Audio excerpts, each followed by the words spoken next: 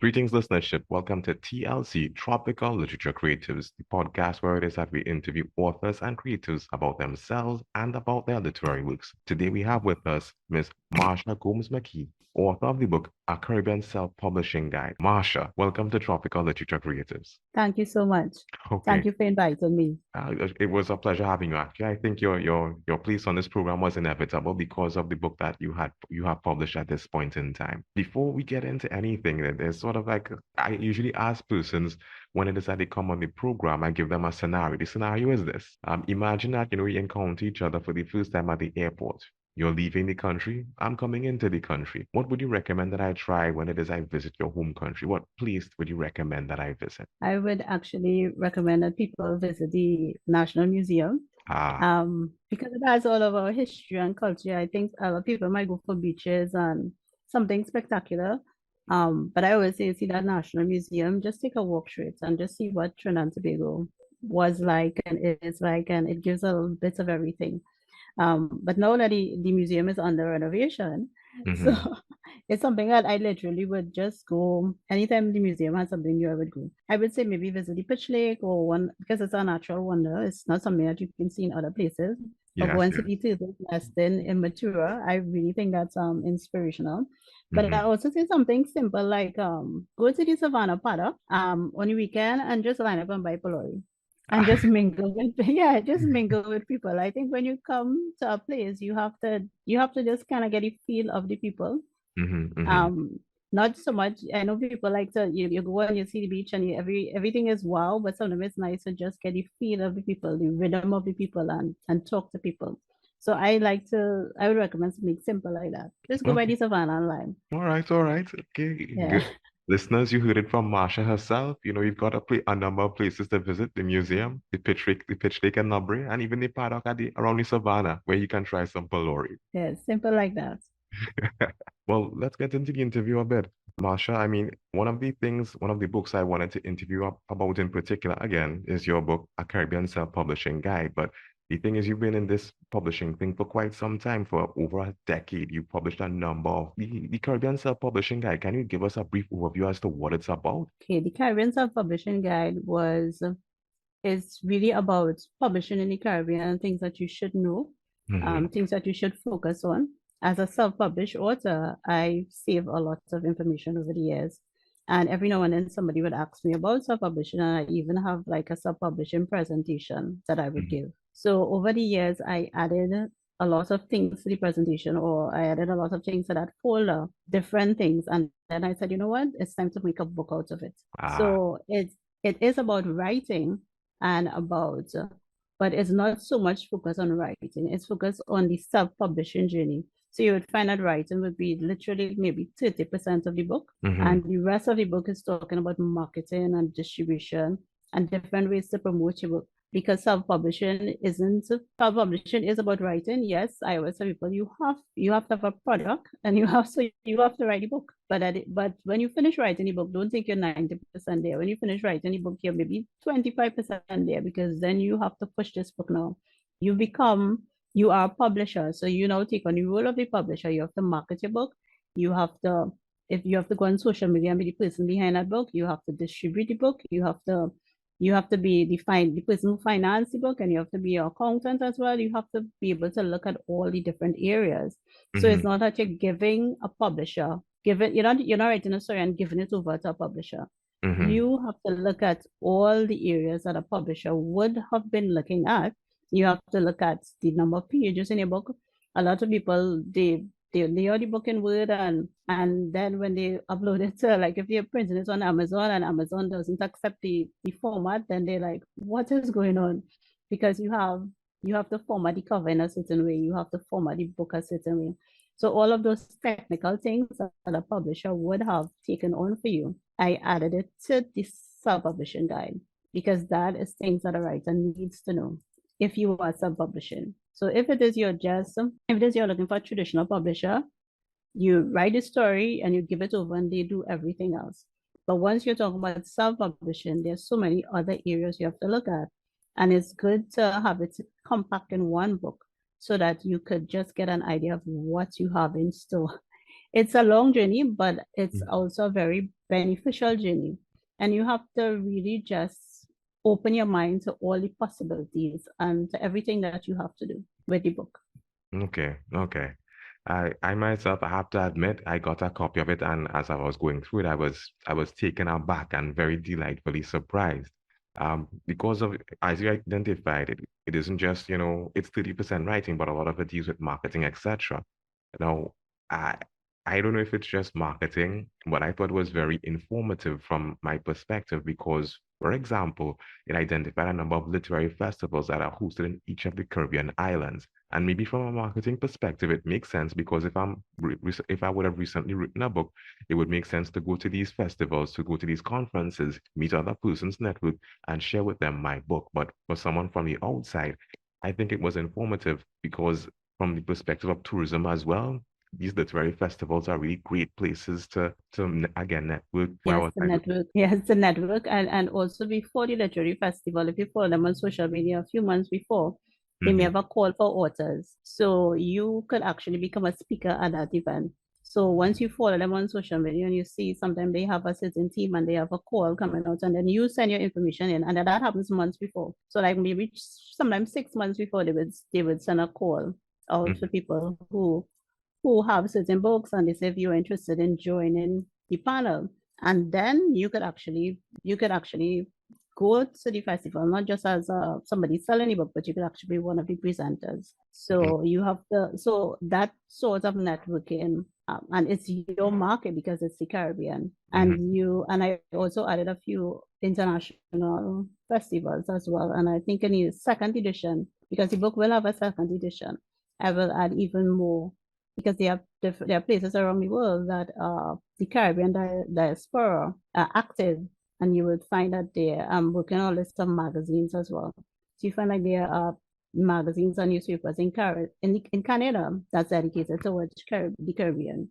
So those little niches where you could because I'm always looking and I'm always documenting when I find stuff. So you mm-hmm. find that by the time in about a year or two, when I'm ready for the next edition, you find that I have more leads, more information that I can add. Okay, okay. Yeah. I, I think one of the unique ways in which you contribute is that in addition to being a writer, you're also a publisher. In terms of Aajumbee Publishing House, can you tell us a bit about it? What services you offer? How long you've been in operation? Anything like that? Sure. The Aajumbee Publishing House I started as this year because when I reached my 10th book, Mm-hmm. and then I have like coloring books, I have notebooks, I have a lot of different things online. I said, Mm-hmm. you know what, everything is all disjointed. It's time to put everything under umbrella. So Jumbie Publishing House is really my publishing house to publish my books. And it's easier in the Caribbean to register as a publisher to publish a book. So everything is under one cover. So it's really I think in a few years I'd love to have other books, but right now I'm focused on just streamlining my books and putting all the covers, because as a publisher I also have to order ISBNs, Ah, and usually I would order it under my personal name. So now I'm switching. So everything is sort of regulated under that. So anything that's official that needs to be done for the books. mm-hmm. And so I have different series. So I'm putting everything under, so I'm making it more professional, more business-like, because it's something I'm very serious about. Mm-hmm. Mm-hmm. Of course. So yes, when I realized I have over 10 books listed already, I said no, let me see if I can structure this in such a way that I'm putting myself out there in a more professional manner. So Aajumbee Publishing House is really that focus. And the name Aajumbee is because I really love folklore. Ah, And I always want to remind myself of that folklore link. So it's definitely is that. And it's also a marketing strategy because when you the fact that the business starts with A, it's on the top list of, it's on the top of most listings. I So you see have to what you think of did. it, yeah. Yeah, I see what you did So there. I see what you did yeah, there. so if you have a list of publishers in the Caribbean, it will always be in the top because it starts with E. So you have to, when you think of them, because you think about marketing, you have to just think of some strategies. Sometimes always it's to have that strategy. Yeah, Yeah. yeah, you're thinking long term, Marsha. You're thinking long term. Yes. Your portfolio seems very versatile. In addition to being the chief creative officer at Aajumbee Publishing, the information I came across also indicates that you're the founder of the Caribbean Book Foundation, that you're also the regional advisor for the Caribbean South chapter of the Society of Children's Book Writers and And Illustrators. illustrators, yes. Can you tell me a little bit about these two hats that you wear? First, the founder of the Caribbean Book Foundation, and then the other one. Yes, I founded Caribbean Books Foundation about 10 years ago, and it was really, I wanted to find what other books it had in the Caribbean, and there was so many. So it was literally a cataloging website where Yeah. a writer could say to me, I have a book, and I would just put you under what country. So at first I was just cataloging these books. And then I realized there are so many books, so many books. I couldn't believe how many books were coming out of Jamaica and Trinidad and Barbados. I was like, oh my gosh, where are these books? Where are these people coming from? So eventually, and then I started with working with I joined there's a Caribbean writers group on Facebook. So I joined that group and we were networking more. And then out of the interaction, you realize that people need a little bit more. So I started doing I opened social media accounts and I started advertising on people's behalf. So every Sunday I would just schedule. I use Hootsuite and I would schedule the post. So I wasn't like posting the whole week. I used like a mechanism. I schedule the post for the week and I love to write. So I also blog. So I've scheduled this on my blog and I will just blog about a book. And then that developed, and then I registered it as an NGO, and then we started from there so that we'll be able to get funding for different things. And then I started exhibiting at Bookless Lit Fest and different places. So it's been a Caribbean Books Foundation has been a journey in itself, and it really is to get the authors in the Caribbean to network, as well as to build the industry. Because when you have a strong local industry, then it reflects on places like when you could request for Amazon for you could have a Caribbean folklore category. Yeah. So the more books you have, and you would say, well, we have 100. I could write them and say under the under Caribbean Books Foundation, or because it's an NGO, we could write them and say, well, we have over 1,000 books. If we could get a separate category for Caribbean folklore, so now you can start lobbying. And Caribbean Books Foundation has also been lobbying the government of Trinidad and Tobago to put a little bit more in place for writers in Trinidad and Tobago. Yeah. So that NGO status, I've been able to lobby a lot more on behalf of writers, where I see something is going on and say, well, I'll write a letter and say, well, could we do this? Could we do that? Could we help with this? So the point is really to develop the industry to a place that when you go under the genres of books, you can see folklore, not just folklore, you can see Caribbean folklore as something that's coming up in the search engines more. Okay. Yeah. Okay. Oh, and then yes. Yeah. And then the Society of Children's Book Writers and Illustrators. Many years ago, I won a competition in Trinidad, and I think I won like the 5th prize. And if that prize was to enter that organization, I knew nothing about that organization. and they are they are so organized and they give you so much information. And I said, this is something that I sort of wanted. I could see Caribbean Books Foundation going in that manner as well. Yes. And so their focus is children's literature, anything, and they do have a lot of grants. So I am the regional advisor of Caribbean South. There's also Caribbean North. So it cuts in the middle from Anguilla down to Trinidad is Caribbean South. Yes. And anyone who joins the region, anyone who joins from those countries, I will get a notice, and then we will and we meet online because there's no way we can meet in person.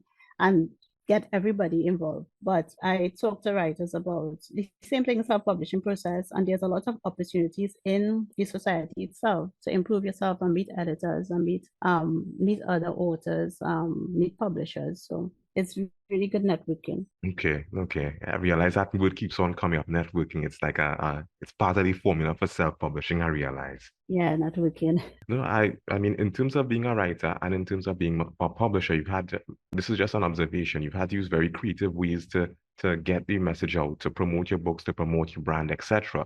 Recently, what I observed is that you have a YouTube channel where you host a segment for self-published authors. Can you tell me a bit about that? We usually, the self-published authors, we usually have a blog at, Mm-hmm. at caribbeanauthors.com. So we usually blog every month on a self-published author, but usually or an author that's Caribbean based. Mm-hmm. Our YouTube channel is fairly new, and we have interviews. We usually do the interviews for Caribbean Folklore Month, which is in October. So we Ah, have a lot more, we have a lot more activity for Caribbean Folklore Month in October. So we look at persons who have books on folklore, any folklore character, and we interview those people for the month. And then in about February, Caribbean Books Foundation we have like editors, we have different consultants that we have online as well. We ask them get everybody together and we ask them to do a fit year. And I mm-hmm. think this year the team was self-publishing. Ah, So next year the team will be something else next year. So I think the year before the team was editing. So we had like for the whole month of February, or it was March. It was March. The whole month of March we had like an editing series, and this year we had a self-publishing series. So we haven't figured out the team for next year, but it would definitely be something might be marketing or something like that. we spoke about the marketing aspect. In terms of collaborations that you have had with maybe other authors or organizations, can you identify or can you identify anyone who has been really good to work with in getting the message out and in promoting and who you have like a common goal with? Well, I really like as I told you before, there's a Caribbean writers group on Facebook, Mm-hmm. and they offer lots of networking. It's Sandra from Barbados. She's the admin, Ah, and she really helps. I think is not nickname is Sea Woman. mm-hmm. So she really helps, and there's a lot of networking in that group. So I really always sometimes go back to that group and I check the group. Sometimes they put new stuff, that might actually be the group I'm pulling from to promote first because I'm seeing it posted there. So, and then for like Caribbean Folklore Month, they had like the banner up and they were really supportive and encourage other persons to do stuff on folklore. So you already have like that base of writers there. You know, that huge base of writers where you could just go in and say, I need help with this, or this is coming up. Could you help me with that? So there people like that, groups like that. Like when people say, well, they don't really like Facebook, I say, well, Facebook is really about groups, huh? Facebook is one of the areas where if you can find a really good group, then you're in. So it's not so much about posting every day and you get that the algorithm for that doesn't work as well as finding a group Yes. and having that group help you and support you. So that is the other thing that I like to talk about when people say, well, is how to work social media. Mm-hmm. Um, and just take the best out of it and just leave the rest. No, no, that's practical. That's practical. Question in terms of again, I think that one of the best perspectives, you are one of the best perspectives because you're a writer as well as a publisher. One of the questions I had is based on a conversation that I had with a literature teacher. What she was saying is that from her perspective, literature in the Caribbean, that it's pretty much, it's a dying field of study. It isn't as popular as it used to be, from both being a writer Mhm. and from being a publisher, like from being behind the scenes. Is there anything to support a statement like that? I think that literature in the Caribbean on a whole I would say it has been influenced by Britain as well as other countries that give grants for a certain type of literature. So you find that over the years, you have a certain type of literature. You have the literature that wins a lot of awards, but it's not always the tourism kind of literature that other countries have. So Yeah. you have a books that fill with domestic violence, Mm-hmm. and I think in a way those countries have money to invest in alleviating poverty and different issues, but it's not issues that pushes the country, and it's not issues that really want people to buy a book. So how many books you're going to read on domestic violence? How many books you're going to read on incest? How many books are you going to read on the drug trafficking? And for many years, a lot of the books that were winning prizes. When you read the books were so depressing. I was like, oh my God. And a lot of people tell me just reading those books. And the books were well written. They were rightly well acclaimed, but you Mhm. only had those type of books coming out of the Caribbean. And they were really devastatingly depressing. So so even I as a coming up, I didn't really want to read those books. I was like, another one of that. And those were the books that were on the shelf, and those are the books that you're promoting, and they do that because when I asked him, it's a popular publisher in the UK. He says he gets funding to bring out books like that. He doesn't get funding to bring out folklore Okay. and and happy romance, and Baron Promenade and stuff like that. He said he doesn't get funding for that. He gets Mm. funding to look at, because we are the developing countries, and to something that speaks to the social ills. And if he sees a book like that, he said he knows he could pull that book out, but he isn't thinking it's negatively affecting. Mhm. But after doing that for 20 something years, where every acclaimed book that comes out of the Caribbean is really depressing, it's not something you want to reread. You read it once and you say, okay, but you're not going to read a book again. And the topics that it cover is not something that's light or happy, or it's like Papa Boy is like this really horrible person in the forest with this weird grotesque face. So it's not really something appealing for the youth now to say, I want to make an anime character Papa Boy, and he's like Thor, he's like Superman or something like that.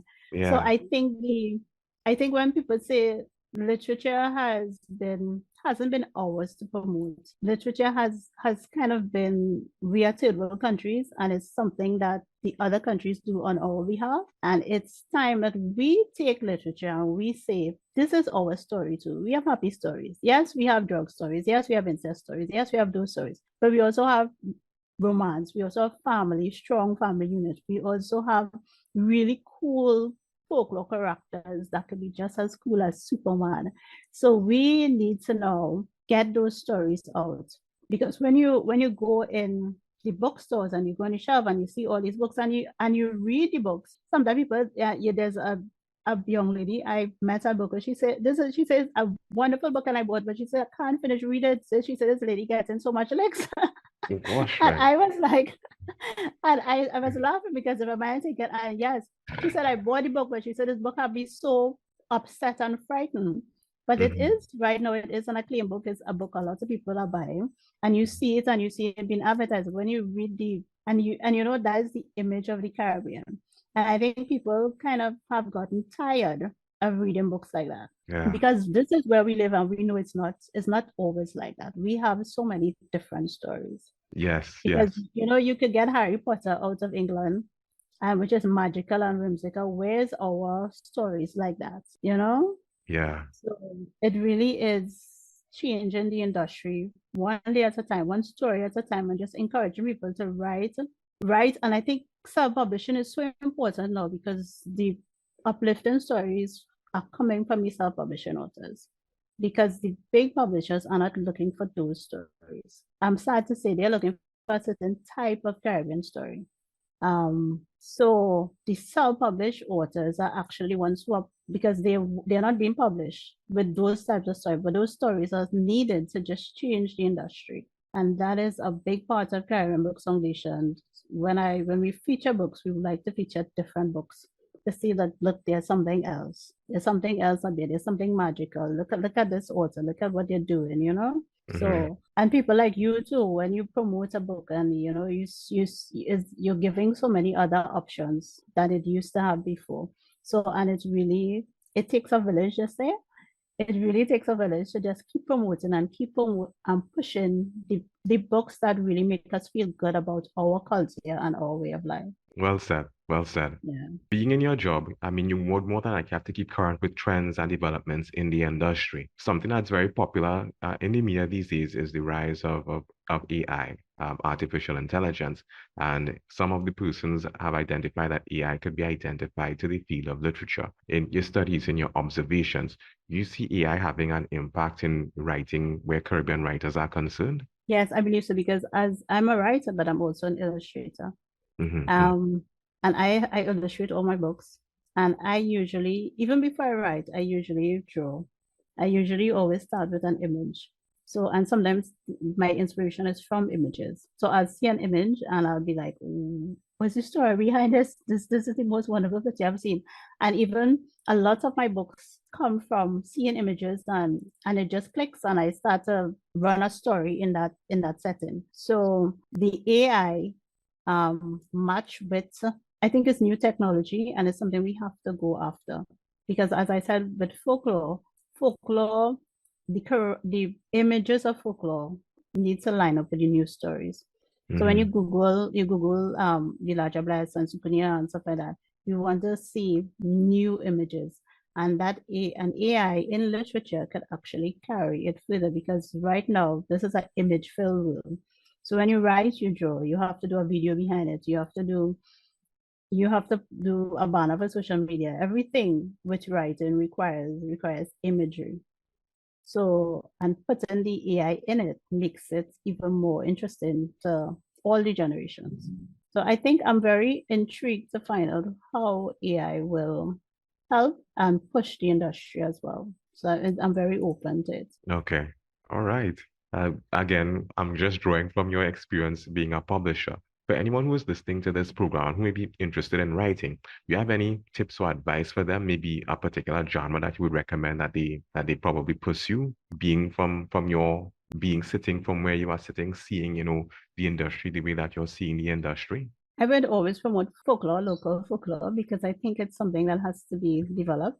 Mm-hmm, And you mm-hmm, really, industry really gets developed at the cash register. mm-hmm. When you buy the books, then the books get in demand. So it's economics. So you can't just say, well, we want more folklore books, but nobody's going to the store and buying the books.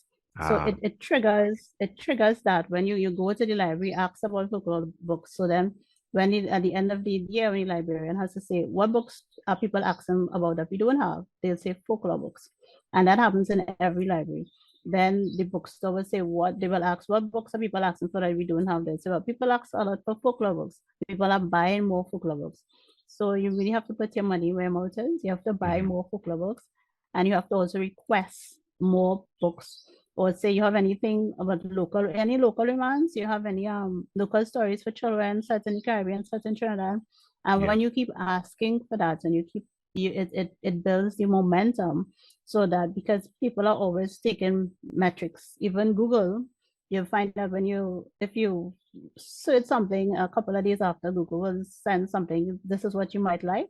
So they will start recommending more cultural and folklore books to you. So it's all about it's the algorithm is there and you just have to work it and push it. So definitely I would say folklore books are or culturally, local culture, Caribbean culture minded books. Keep asking for that and pushing that. I mean, in terms of your book, a Caribbean Self-Publishing Guide, if it is that I or anyone wanted to get a copy of that, where can we get copies of your books? Well, at the moment it's just on Amazon. I'm still working with the local because I don't do consignment. So they'll have to Mhm. purchase the books. So once they purchase the books for themselves and they tell me they have the books, then I will put up where the books are. So right Ah, now we're working on it. But as a oh. self-published author, I don't I have not been reached a point that I think consignment helps me. Mhm. So I always say your book, so you get books other any other way. I put the books out there and I put it as cheap as possible. I put it at an economical price that Yes. it will be something that you can get. And I want people to I want the trend to shift to instead of having self-published authors coming with a book to a store that you're doing like what you do with other authors. Oh, you're buying the book and you're actually making it it's not something different. You're buying a book and you put it on your shelf because you want to buy it and put it on your shelf. Yeah. Okay. Well So said. definitely, I will definitely once you follow my pages, I'll keep you updated. Anybody who's interested, I'll keep Mhm. you just follow the pages and I'll keep you updated on where Mm. you can get the books. All right. All right. Um, I mean, what's next for Marsha Gomes-Mckie? Definitely more writing. I'm working on a young adult novel. Ah, Folklore based, of of course. A course, novel. of course. It's a series. It's a complete series of 10 books. I'm working on that, and I'm also illustrating it. So it will be a new genre, but it's definitely going to be out early next year. So I'm working on that right now. Okay, well, I mean, if that's the case, we will definitely be following your pages and looking out for it being promoted and for it being released so that we can get a copy of it. Folklore, young adults, I like that combination. Yes. Okay. All right. Well, that pretty Yes. much brings us to the end of our interview at this time, Marsha. Thank you very Yes. much for Thank your you. time. Yes. I, Thank you so much for having me. that was a delight having you. Very informative and very entertaining as well. Thank you. You've been listening to TLC, Tropical Literature Creators. If you've heard something of interest or something you like, reach out to us. Reach out to our authors. Follow us on social media. We look forward to hearing from you.